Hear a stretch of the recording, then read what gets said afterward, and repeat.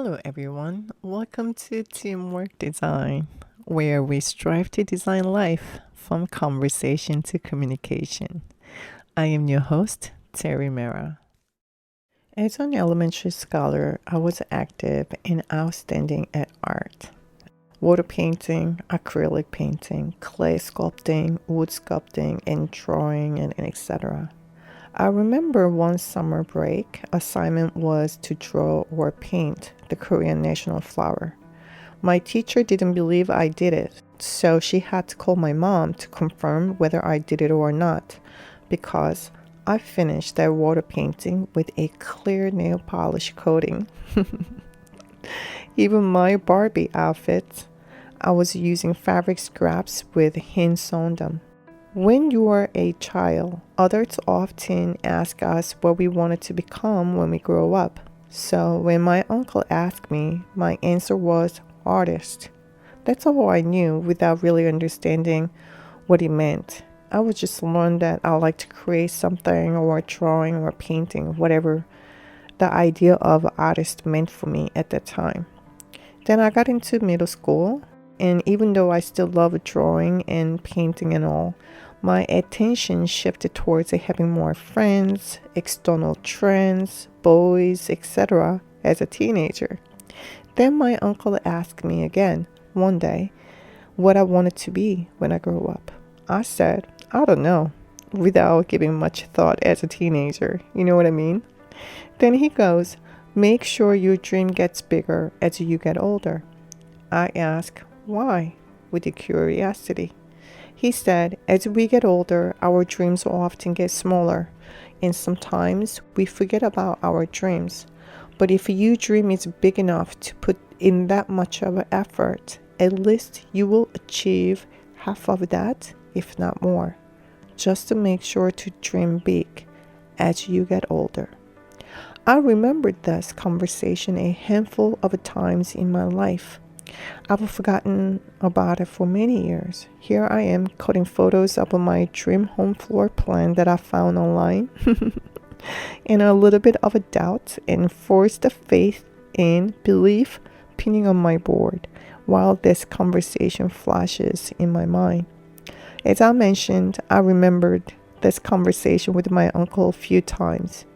Once was when I was attending FIT.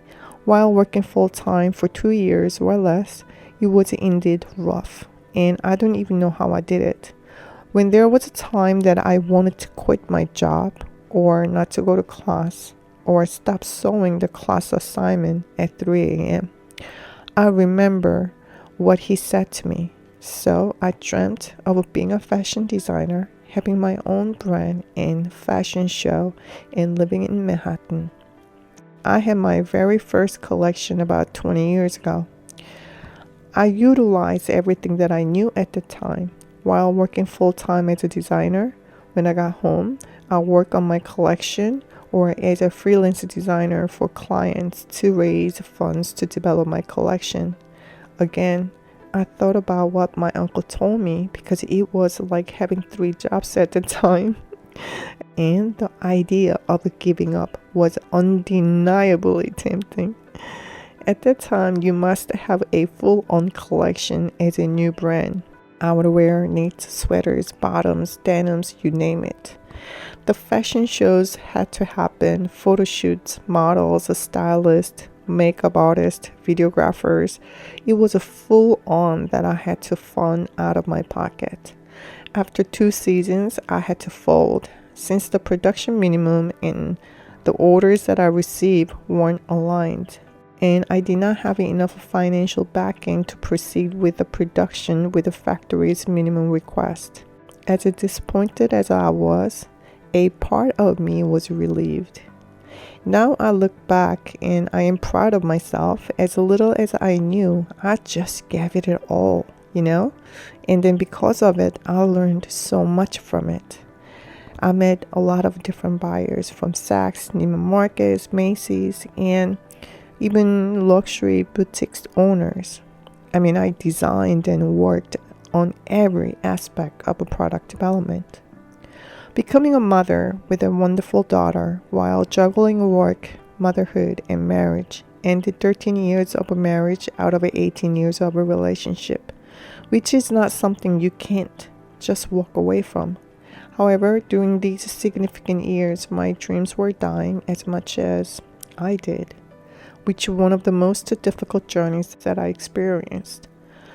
And I remember I need to continue to dream big as I get older. Here I am, reflecting on all my hardships and challenging times, remembering the temptation of giving up, yet keep it going. I am sharing my stories to remind you to be a dreamer and know that we all have stories of hardships, challenging times, disappointments, heartbreaks, and everything in between. But do not let go of your dreams. Some dream of having safe and clean water to drink. Some dream is to have a family so that they can feel loved. Some dreams to be a marine biologist. Some dream is to be a lawyer. Some dream is to be an artist. There is no right or wrong about your dream. Just do not let go of your dream as long as you breathe air. As my uncle said, make sure your dream gets bigger as you get older. Please give yourself a moment to think about your dream. Thank you for tuning in. This is your host, Terry Mera.